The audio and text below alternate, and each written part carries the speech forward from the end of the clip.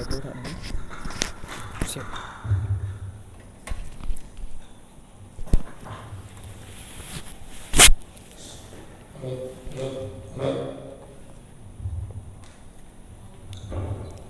Tes 1 2. Assalamualaikum warahmatullahi wabarakatuh.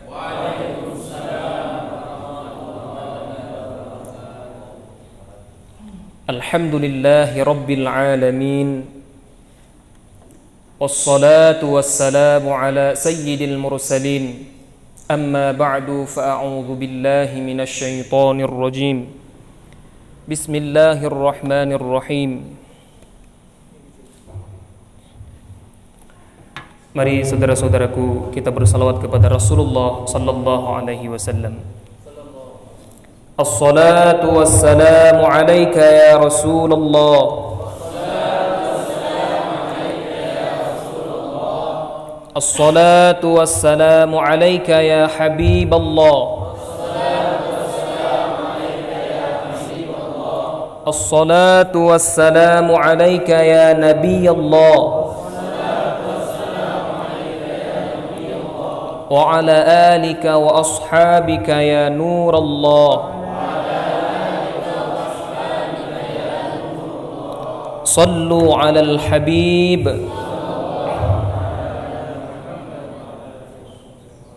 Rasulullah sallallahu alaihi wasallam bersabda dalam satu hadis, "Man shalla alayya fi yawmin mi'ata marrah qadallahu lahu mi'ata haja sab'ina minha li akhiratihi wa salathina minha li dunya."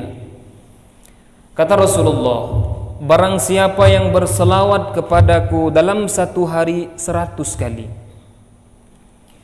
maka Allah Azza wa Jalla akan menunaikan baginya 100 kebutuhan-kebutuhannya.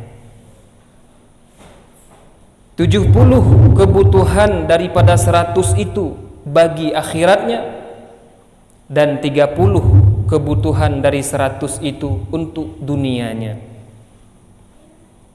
Oleh karena demikian, saudara-saudaraku tercinta, jangan pernah lalai kita, jangan pernah lupa kita berselawat kepada Rasulullah sallallahu alaihi wasallam. Karena di dalam hadis yang lain Rasulullah menyatakan, "Man nasiya salatan alayya faqad akhta'a tariqa ilal jannah." Kama qala Nabi sallallahu alaihi wasallam.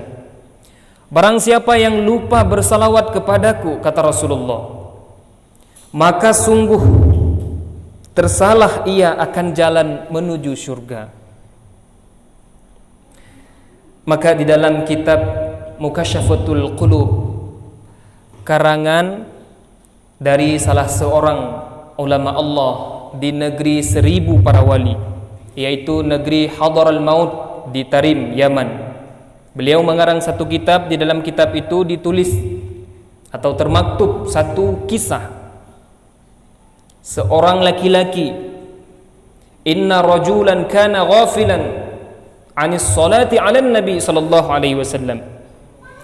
Sesungguhnya seorang laki-laki, dia lalai, lupa berselawat kepada Rasulullah.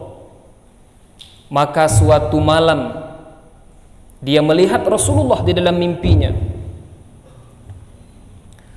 Sementara Rasulullah berpaling muka daripada laki-laki itu.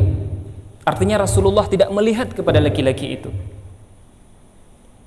Maka dia bertanya kepada Rasulullah, "Ya Rasulullah, a anta alayya ghadban?"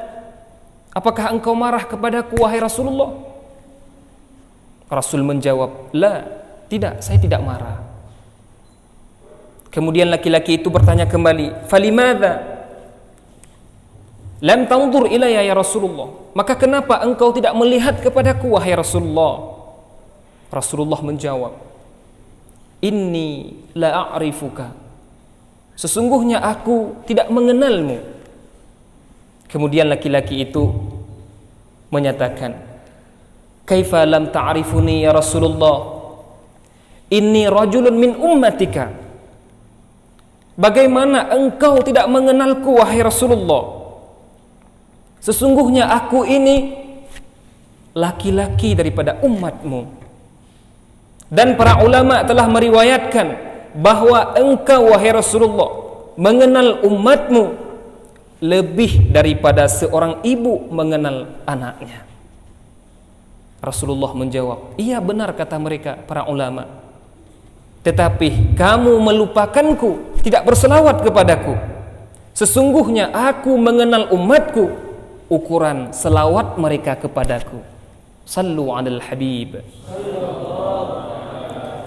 Maka laki-laki itu setiap hari mewajibkan ke atas dirinya berselawat kepada Rasulullah 100 kali setiap hari. Dia melakukan istiqomah setiap hari berselawat kepada Rasulullah 100 kali. Sebelum berselawat kepada Rasulullah, dia tidak mengerjakan hal-hal yang lain. Sehingga pada suatu malam dia bermimpi lagi melihat Rasulullah. Di dalam mimpinya Rasulullah tersenyum melihat laki-laki itu. Dan Rasulullah menyatakan, sekarang aku mengenalmu wahai pemuda. Nanti insya Allah aku akan memberikan syafaatku di hari kiamat untukmu.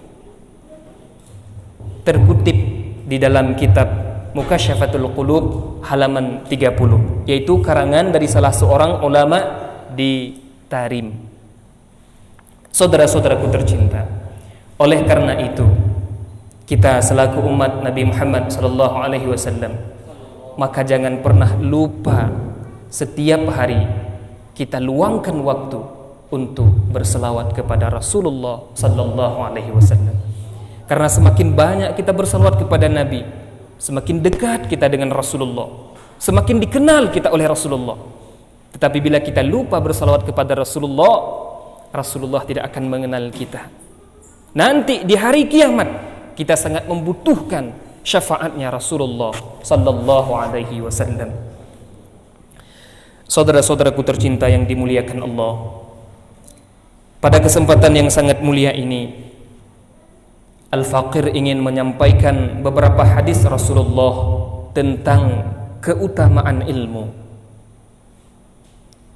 Tetapi sebelum Al-Faqir menyampaikan beberapa hadis tentang keutamaan ilmu, terlebih dahulu Al-Faqir mau kita semua tersenyum dulu. Artinya mari sama-sama kita senyum dulu. Masya Allah. Ini ada yang belum senyum. Sekali lagi mari sama-sama kita tersenyum. Masya Allah, jamilun jiddan. Senyuman saudara-saudaraku indah sekali. Semoga hari ini kita tersenyum sesama saudara kita, dan kita sudah tahu bahwa senyuman itu adalah sedekah. Sedekah. Kadang kita tidak mampu bersedekah dengan fulus, bersedekahlah dengan senyuman. Senyuman itu tidak perlu mengeluarkan biaya yang banyak, cukup dengan muka yang tersenyum. Dan mudah-mudahan kita kalau sering tersenyum, insya Allah di akhir hayat kita nanti akan kita akhiri kehidupan di dunia ini dengan tersenyum, insya Allah. Amin ya rabbal alamin. Taib. Di dalam satu hadis Rasulullah berpesan, kama qala Nabi sallallahu alaihi wasallam, kullul insan finnar. Kata Rasulullah, tiap-tiap manusia adalah penghuni neraka. Illal ulama, terkecuali yang bukan penghuni neraka adalah ulama. Jadi ulama mufassirin mentafsirkan hadis ini. Ulama yang dimaksud oleh Rasulullah di dalam hadis ini adalah orang yang sudah memahami ilmu tentang fardu ain. Inilah ulama yang dimaksud. Bukan ulama yang banyak ilmunya, bukan para kiai, tetapi orang-orang yang sudah paham tentang ilmu fardu ain. Inilah yang dimaksud ulama oleh Rasulullah. Selain daripada orang ini, kata Rasulullah, semuanya sudah ada tiket ke neraka. Tinggal kita cari tiket ke surga. Kalau tiket ke neraka itu memang sudah ada jaminan. Maka oleh karena itu, saudara-saudaraku tercinta, ilmu itu artinya mencari ilmu adalah suatu kewajiban kepada kita. Sebagaimana dalam hadis Rasulullah menyampaikan, talabul ilmi faridatun ala kulli muslimin wal muslimat. Menuntut ilmu itu adalah suatu kewajiban ke atas tiap-tiap orang Islam, baik laki-laki maupun perempuan. Di dalam kitab Ta'limul Muta'allim dijelaskan tentang hadis ini.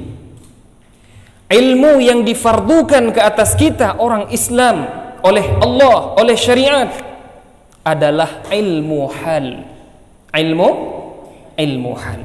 Apa itu ilmu hal? Ilmu yang kita butuhkan, yang kita perlu setiap keadaan, setiap saat kita perlu ilmu itu. Maka ilmu hal itu terbagi kepada 3 macam.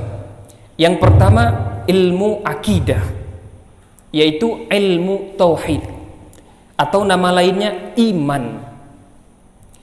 Yang kedua, ilmu fiqih, ilmu amaliyah, atau nama lainnya Islam. Dan yang ketiga, ilmu tasawuf, atau nama lainnya ihsan. Iman, Islam, dan ihsan.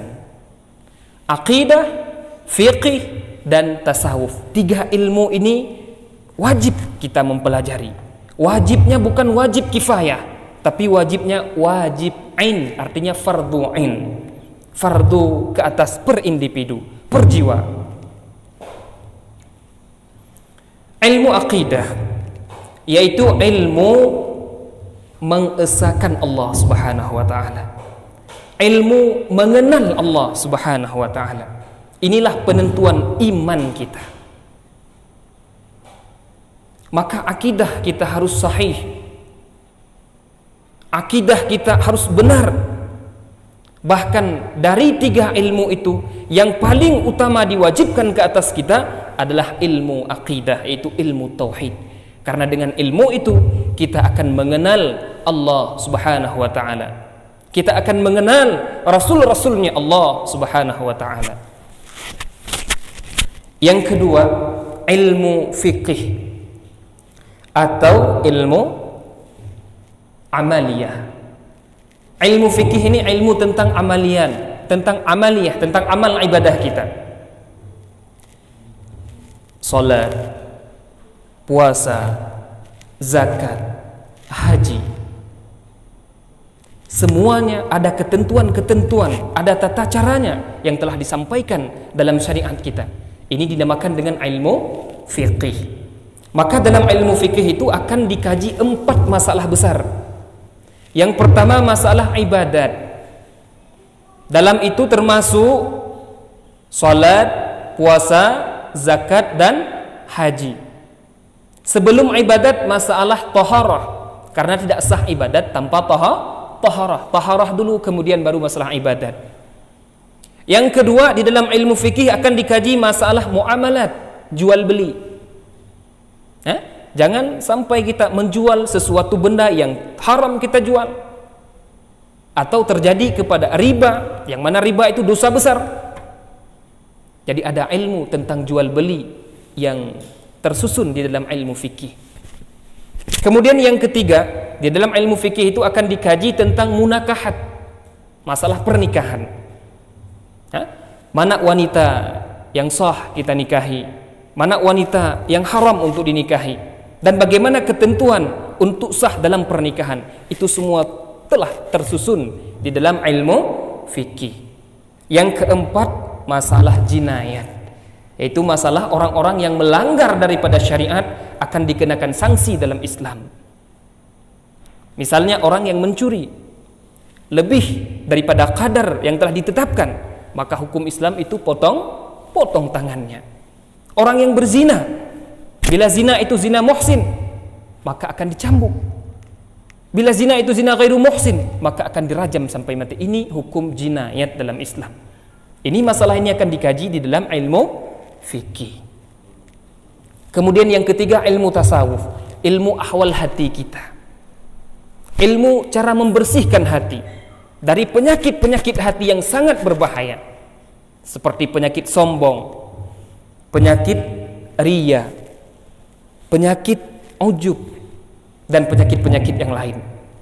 Makanya ilmu tauhid itu diibaratkan sebagai tanah, saudara-saudaraku. Tanah sangat penting. Kalau tidak ada tanah, tidak ada kehidupan. Ilmu fikih itu ibarat tanaman, tanaman. Dan ilmu tasawuf itu ibarat pagar. Maka ketiga-tiganya perlu bagi kita orang Islam, muslimin dan muslimat. Kemudian Rasulullah melanjutkan, kullul alim finnar illal muamilin.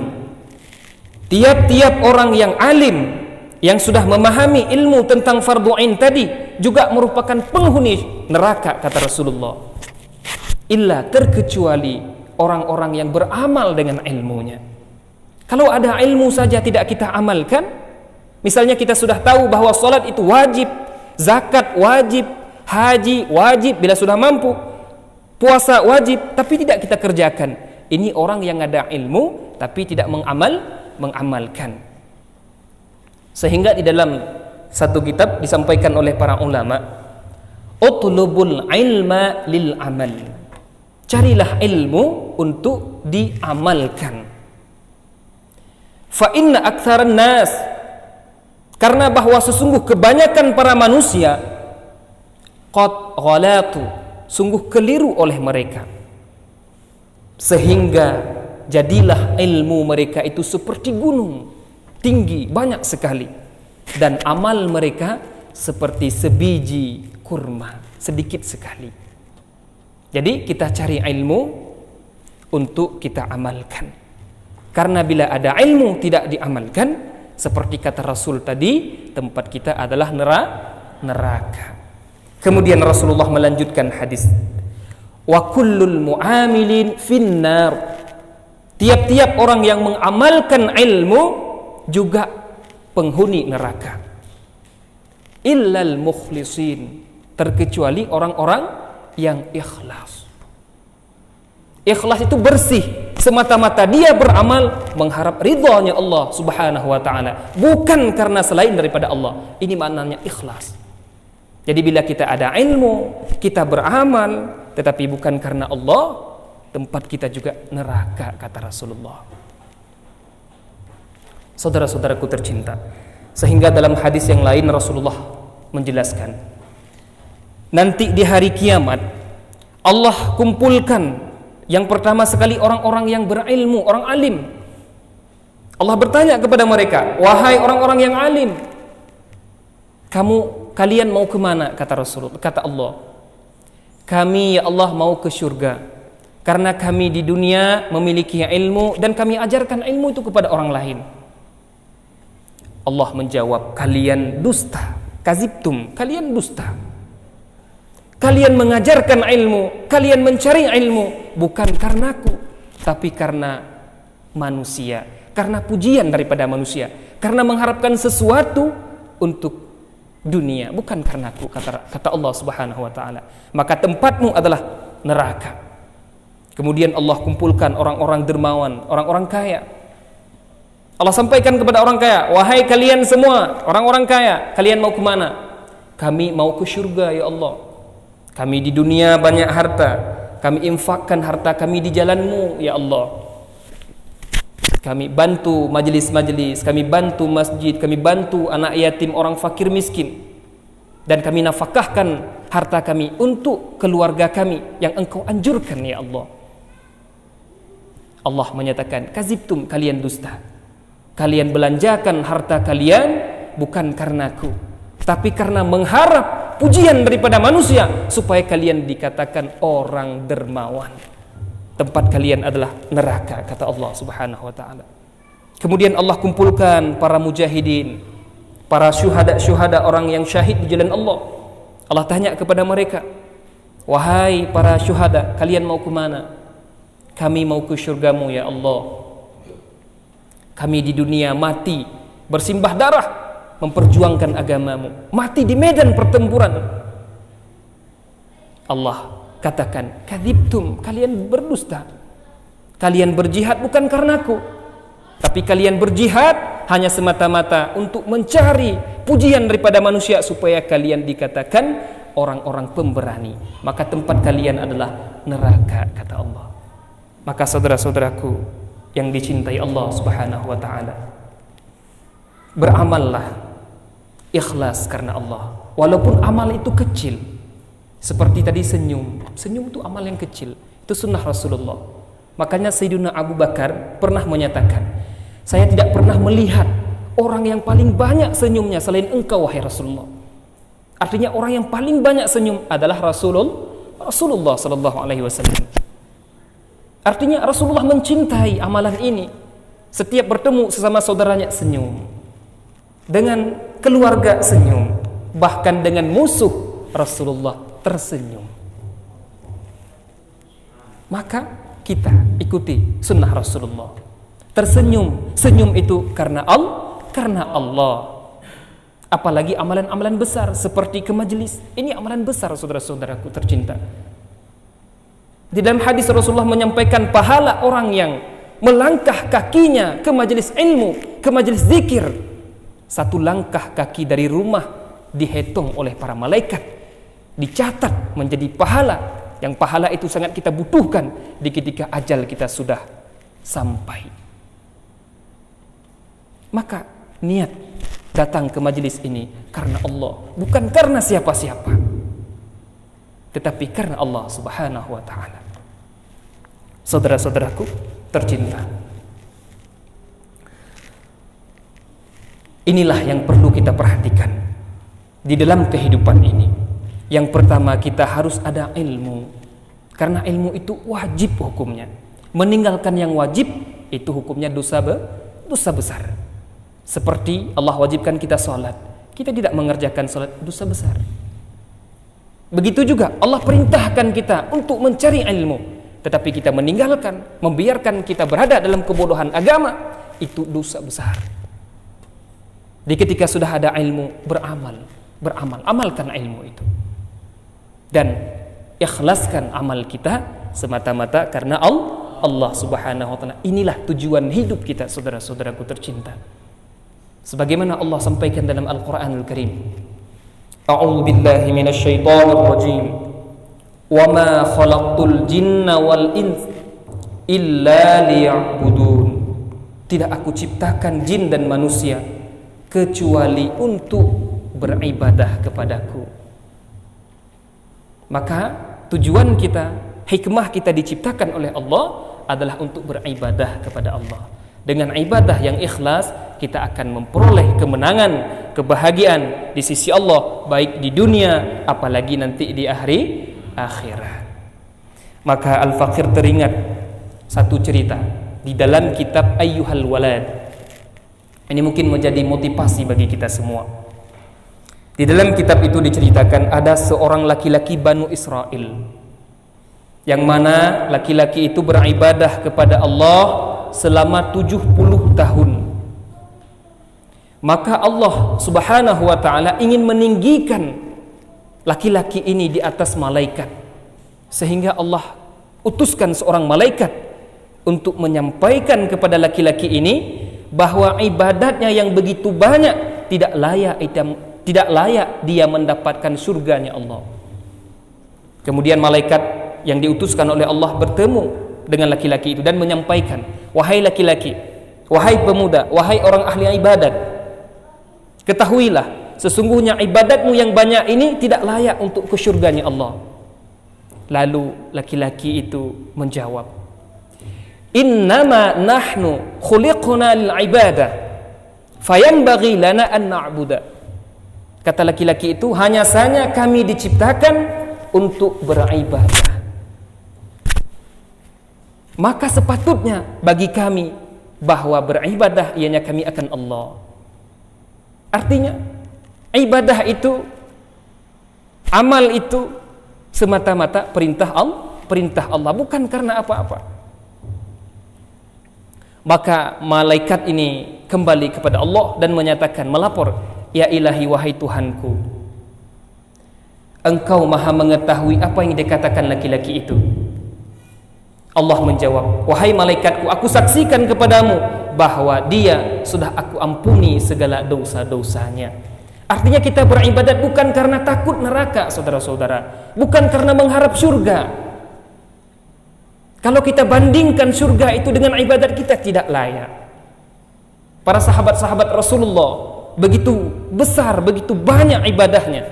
Bila kita bandingkan dengan kita sekarang ini, tidak layak kita dengan amal itu menuju surganya Allah. Tetapi dengan amal itu kita semata-mata mengharap ridhonya Allah. Bila Allah sudah ridha kepada kita, otomatis Allah pasti mempertempatkan kita di dalam surga. Inilah maksud daripada laki-laki ini. Kami diciptakan hanya untuk beribadah, maka patut bagi kami beribadah. Bukan ibadah kami untuk neraka, takut neraka, bukan ibadah kami karena surga, tapi ibadah kami semata-mata perintah Allah Subhanahu wa taala. Sallu 'alal habib. Mudah-mudahan apa yang telah Al-Faqih sampaikan menjadi pelajaran dalam kehidupan kita, menjadi renungan terutama bagi Al-Faqih sendiri yang menyampaikannya, dan kepada saudara-saudara semua, istiqomahlah di dalam majelis dan bersihkanlah hati. Kita hadir ke sini semata-mata karena Allah, bukan karena siapa-siapa. Walaupun sekarang Syekh guru kita, beliau sudah pulang ke kampung halaman beliau untuk bertemu dengan keluarga, yang insya Allah beliau akan kembali ke tempat kita untuk mengajari dan memberikan ilmu dan mengajak kita untuk dekat kepada Allah Subhanahu wa taala. Walaupun beliau tidak ada bersama kita untuk sementara waktu ini, kita tetap istiqomah, tetap hadir di dalam majlis, karena yang kita harap adalah ridhanya Allah Subhanahu wa taala. Sallu 'alal habib. Mudah-mudahan hanya ini yang bisa Al-Faqih sampaikan. Terima kasih atas segala perhatian. Mohon maaf atas segala kekurangan. Wabillahi taufiq wal hidayah. Wassalamualaikum warahmatullahi wabarakatuh.